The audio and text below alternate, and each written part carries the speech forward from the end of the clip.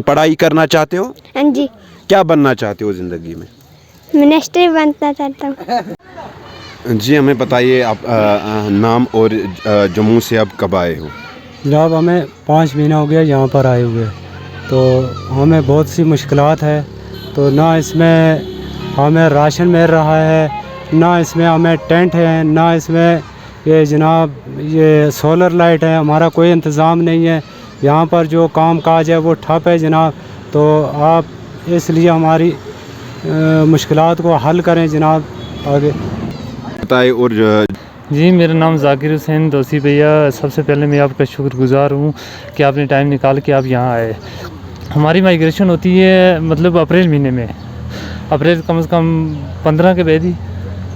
अच्छा, अभी आपको कितनी मुश्किलातों का सामना करना पड़ता है, क्योंकि कोविड-19 एक तरफ से है, तो आपको कितनी मुश्किलातों का सामना करना है? मुश्किलात तो हमेशा हमारे साथ ही रहती है, कदम कदम पे हमें मुश्किलात का सामना करना ही पड़ता है।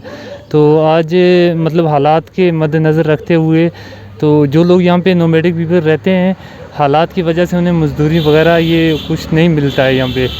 तो उससे तो मतलब हम क्या सब लोग ही यहाँ परेशान हैं। कम से कम यहाँ पे डिस्ट्रिक्ट अनंतनाग में, यहाँ मैं बात करता हूँ लारकीपुरा से लेके वेरीनाग तक कम से कम 500 से एबो मतलब कुंबा है यहाँ पे, जो टिंटू में अपनी ज़िंदगी बसर करते हैं। वो मेहनत मजदूरी करके अपना टाइम गुजर बसर करते हैं। अभी कितनी कौन सी ऐसी मुश्किलात है जिनका आपको सामना करना पड़ता है? पहले नंबर तो हमें यहाँ पे राशन की सख्त ज़रूरत है। यहाँ पे हम जब मतलब डीलर के पास जाते हैं वो हमें वापस कर देते हैं, बोलते हैं जनाब आपके राशन कार्ड यहाँ पे नहीं है, ये जम्मू के आपको यहाँ से नहीं मिल सकता है। तो उसके बाद हम वापस आ जाते हैं तो मतलब ब्लैक ही लेते हैं दुकान से। अच्छा, हमें ये भी बताएं, मुख्तलिफ यहाँ की पॉलिटिकल पार्टियाँ जिन्होंने यहाँ पे कोविड-19 में कुछ रिलीफ तकसीम किया है, या कुछ NGOs भी है, तो उन्होंने भी यहाँ पे रिलीफ तकसीम किया है। क्या आपकी तरह उनको नज़र पड़ी या ऐसे ही अभी? नहीं तौसीफ भाई, बात ये है कि ये बोलते हैं ना, वो मतलब कहावत है कि हाथी के दांत दिखाने के और वो खाने के। और ये लोग जब मतलब वोट की बारी आती है, ये उस वक्त कुछ और वादे करते हैं। जब इनको कुर्सी मिल जाती है उस टाइम इनका कुछ और ही मतलब ये मिजाज होता है इनका। ये गवर्नमेंट की बात है, हम क्या कर सकते हैं? गवर्नमेंट की बात है, गवर्नमेंट देते नहीं है, क्या करेंगे? खाने दो, ये जो बिस्नी के लोगों को मत बैठो देके अपनी जगह पर। बताइए कि जो गुजर बकरवाल फैमिली है, ख़ासकर जो माइग्रेशन होती है, इससे पहले भी इस पे बात हमने की थी, तो बहुत ही मुश्किलातों का इनका सामना करना पड़ता है इस टाइम में भी। हाल ही में गवर्नमेंट ने ये भी ऐलान किया था, फॉरेस्ट राइट एक्ट हमने इम्प्लीमेंट किया जम्मू कश्मीर में। क्या आपको लग रहा है कि ग्राउंड लेवल पे किसी जगह पे वो नज़र आ रहा है? देखिए, सबसे पहले तौसीफ भाई आपका बहुत बहुत शुक्रिया कि आप लोग हमेशा ही आप जो हैं अपने इस चैनल के ज़रिए से इन लोगों की जो सबसे पिछड़ा तबका है, चाहे कहीं पे भी होता है, आप पहुंचते हैं, आपको मुबारकबाद भी।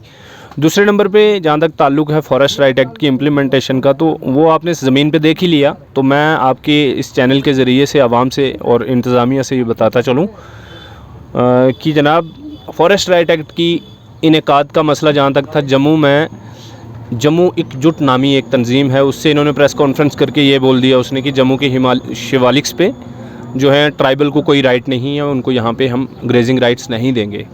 तो अब बड़ी बदकिस्मती की बात यह है कि जब हम कश्मीर में आए तो कश्मीर में भी एक सोची समझी साजिश के तहत, चूँकि हमेशा ही जब भी कोई मसला हुआ इस कम्युनिटी के साथ या किसी के साथ भी जुल्म हुआ, तो यहाँ के जम्मू के सेकुलर हिंदूज़, ये कौम, कश्मीरी, मतलब रियासत के जितने भी सारे लोग हैं, इकट्ठे होकर लड़ाई लड़ते रहे हैं। तो आज बिल आखिर ये एक बड़ी सोची समझी साजिश है कि जंगलात डिपार्टमेंट की तरफ से इन लोगों के ऊपर हमले करवाए जाते हैं। और उसमें आपने देखा भी होगा पिछले दिनों शुपियाँ के अंदर, और फिर उसको सियासी रंग देने की कोशिश की गई, दो कम्युनिटीज़ को बांटने की कोशिश की गई। तो इसमें अब बड़ी परेशानी वाली बात है। फॉरेस्ट राइट का तो यहाँ तक ताल्लुक़ आ गया है कि जम्मू में तो इन्होंने बेशुमार लोगों को खड़ा किया है फॉरेस्ट राइट एक्ट को रोकने के लिए, अब कश्मीर में भी उसी की एक साजिश है। तो इसमें समझना पड़ेगा, कश्मीरी बिरादरी को भी समझना पड़ेगा, डोगराज को भी समझना पड़ेगा कि अगर सच में ही आप जंगलात को बचाना चाहते हैं तो ये कोई जिन नहीं आ गए कि ये जंगलों को उखाड़ के रख देंगे। यही है जो सदियों से जंगलात की हिफाजत कर रहे हैं। इन्हीं लोगों ने जंगलात को बचा के रखा है। आज अगर आप जो भी बात करते हैं, फ़ख्र करते हैं रियासत में इतना जंगलात है, मुल्क में इतना है या दुनिया में, तो इंडिजीनियस ट्राइब्स जो होते हैं, इंडिजीनियस पीपल जो हैं, वो पूरी दुनिया के अंदर ही जो है इन्वायरमेंट की हिफाजत करते हैं, मुहाफिज होते हैं। तो पढ़ना चाहिए, ऐसे सियासत के अंदर हम सबको नहीं आना चाहिए, एक चीज़।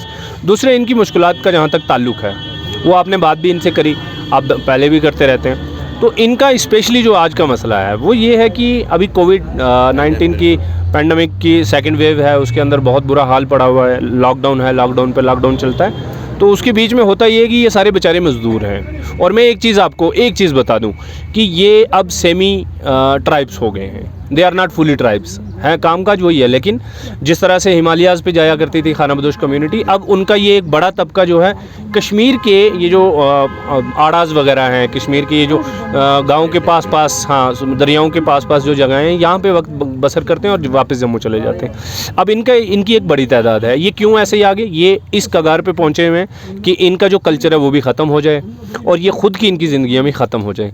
आज इनको इस पैंडमिक की वजह से ना तो रोज़गार मिल रहा है, खाने के लिए इनको लाले पड़े हुए हैं, मजदूरी है नहीं। और दूसरे नंबर पे दिक्कत इनको ये आ रही है कि यहाँ की इंतज़ामिया, जो इनके पास राशन कार्ड्स होते थे, राशन कार्ड्स जम्मू में इनके बने हुए हैं, तो यहाँ पे ये कश्मीर में आके जब इंतज़ामिया को दिखाते हैं तो बदकिस्मती से, मतलब ये किसी कम्युनिटी का कसूर नहीं है, इंतज़ामिया वाला अफसर जो है वो अफसर है, वो किसी कम्युनिटी से नहीं है, तो वो ऑफिसरान जो हैं वो बड़ा ही इनको इग्नोर करते हैं और धक्के मार के वहाँ से निकाल देते हैं। तो ये 1-2 साल पहले हुआ था, यहाँ पे कुछ डीसीज़ ने अपने डिस्ट्रिक्ट के अंदर इनको सपोर्ट किया था, तो वहाँ पे वो राशन कार्ड्स एक्सेप्ट हुए। Now government should take into the consideration कि भाई इनके जो फॉर्म्स हैं, ये राशन कार्ड्स जो हैं जम्मू के अंदर बनाए, तो कश्मीर के अंदर भी वही एक्सेप्ट किए जाएँ। और इन्होंने कोई परमानेंटली नहीं रहना, ये कोई बर्डन नहीं बना रहे आप पे, 2-3 महीने की बात है, तब तक इनको राशन दीजिए, उसके बाद ये वापस चले जाएंगे। इनका अपना तर्ज अमल है ज़िंदगी का, और ये भी इस रियासत का हिस्सा है, और ये भी इस रियासत की इकॉनमी में बहुत बड़ा रोल प्ले करते हैं, चाहे वो मजदूरी के हिसाब से हो, चाहे टैक्स पेयर की वजह से हो।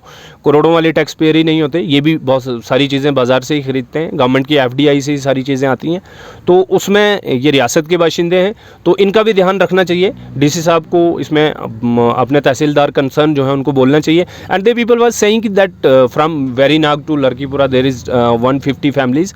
मैं इसमें ये लमसम मोटे तौर पर बता रहे थे, मेरे आइडिया से ये काफ़ी ज़्यादा तादाद है, 150 के करीब तो सिर्फ आपको डोरू और वेरीनाग के अंदर ही इनके आपको टेंट्स जो हैं वो मिल जाएंगे, तो ये एक बड़ी तादाद है। और यहाँ की बात नहीं करके मैं मतलब पूरी कश्मीर की आप बात कर लीजिए तो आपको श्रीनगर में यही मिलेंगे, आपको बहुत आगे तक मिलेंगे, और सबकी परेशानी सेम है, तो सबके ऊपर नज़र होनी चाहिए। और स्पेशली अनंतनाग के जो हमारे DC साहब हैं उनको इस पर कड़ा नोटिस लेना चाहिए, गवर्नर साहब को उनको बोलना चाहिए, और DC साहब मिजाज हैं, वो तहसीलदार हजरात को बोलें, BDO साहब को बोलें, तो इनकी बेचारों की परेशानी हल हो जाए। वरना इस लॉकडाउन के अंदर जहाँ पे मुफ्ती फैज़ुल वहीद साहब जैसे और बड़े बड़े नामवर लोग जो हैं वो अपनी जान गंवा बैठे हैं, तो यही एक बेचारे हैं, इनमें से बहुत कम लोगों को कोरोना के भी शिकार हुए हैं। तो ये अपनी दिखते चाहे शक्ल से आपको रेस इनकी ब्लैक दिखेगी, लेकिन बड़ी साफ़ सुथराई का भी ध्यान रखते हैं, अपने सेहत का भी ध्यान रखते हैं, और बिल आखिर ये भी इंसान है। इंसानियत के नाते इनकी सपोर्ट करना हम सब का फ़र्ज़ बनता है, और ख़ासकर एडमिनिस्ट्रेशन चूँकि कंट्रोल कर रही है रियासत को, तो उनका फ़र्ज़ बनता है। Thank you.